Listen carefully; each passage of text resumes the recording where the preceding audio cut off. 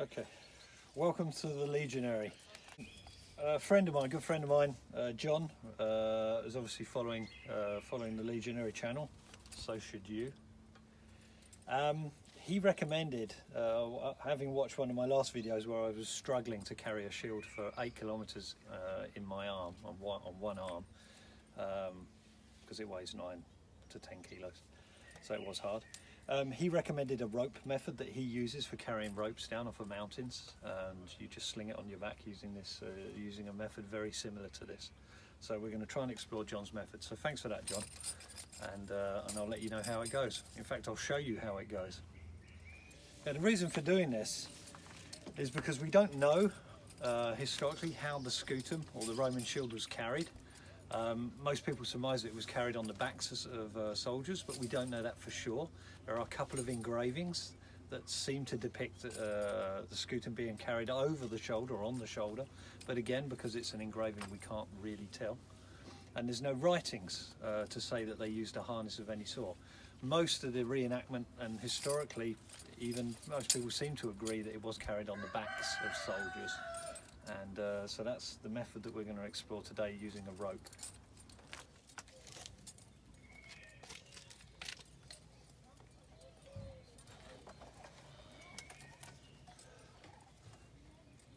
Geese.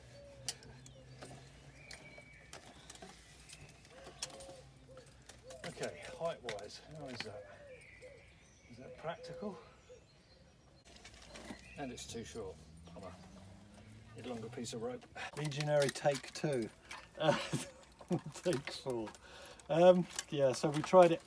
We tried putting on the sword over once I was carrying the Scutum. That doesn't work. So now we're doing it the other way around, which makes much more sense. Okay, I've got my gladius on. So now I'm going to lift the shield. Pay attention, kids. Don't try this at home unless you're a Roman. There we are. Let's get this over. Okay. Interesting fact, I have a Roman nose. It's true. It's roaming all over my face.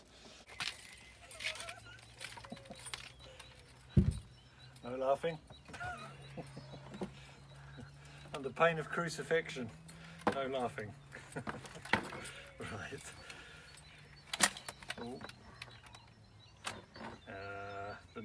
The sword harness will have to go over the rope, otherwise it will make it inaccessible. Okay. So far so good. So then it loops around the back, like so, and then should tie at the front if I've got enough rope, or only just. But then again, I don't want 2 meters of bloody rope from the end. I need to pee now. Okay. So far so good. So then it loops around the back, like so, and then should tie at the front if I've got enough rope, or only just.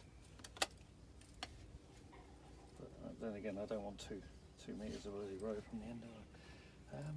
There we go. So that is apparently the rope carrying method. It's sitting at the right place. The length of rope could have been a little bit longer, but thanks, John, so far so good. The Scutum is hanging quite low on my back, so it's fouling against hitting my calves. So it's quite uncomfortable, and that's not going to work over long distance. So I need to raise it up, so pull it higher.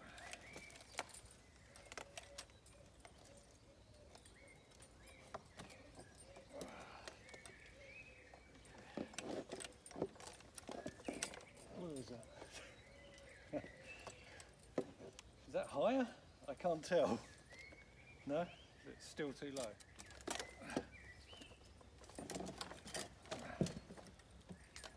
Yep. How's that? Well, that's sitting higher, definitely. Cross it round my back and then bring it to the front. So easy. Right. There we go. Right. Now we're in business, he says. Right.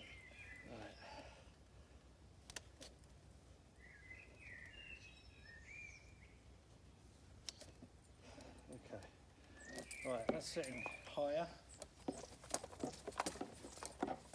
Okay, so what we've done is, as it goes through the lark's head knot on the handle, it's then crossed. I don't know if you can see that. If you can move in with the camera, maybe there.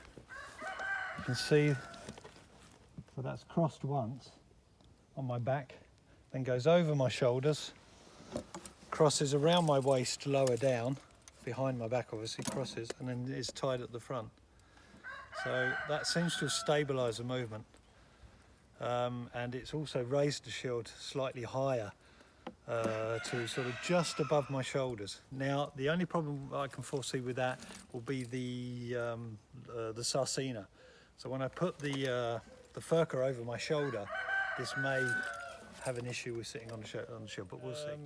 Actually getting the shield to this position, I had to use the assistance of my slave, my body slave, to achieve that. And so yeah, she's very good at that, very good at putting shields on. So yeah, full points to the slave. Not that I condone slavery, just want to make that clear. Yeah, so in other words, it sits higher, but again, the point being is that you can't do this kind of thing on your own, which is why, you know, you operate in an army with lots of people.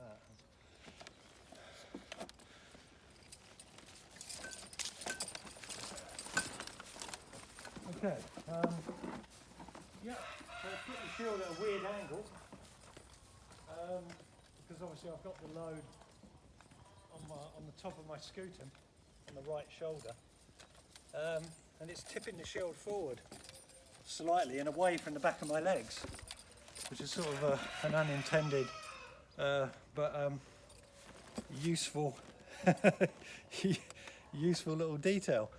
So this sort of tips, if you can see that, to my left, so that tips that side down, because this side's being pushed down as well, which is, yeah, really weird. Oh no, actually, so it's come up. Sorry, just have a look there. I'm filming here. It's obviously tipped, but it's balancing quite well, and I think it's because the knot is a single point of contact here on the grip, on the shield grip, whereas it's not two equal points of contact on the handle, if that makes sense.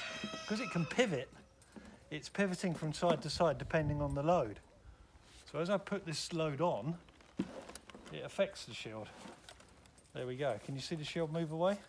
Can you capture that? There we go. So yeah, interesting. This is quite comfortable so far. I'll let you know what it's like in a few kilometres.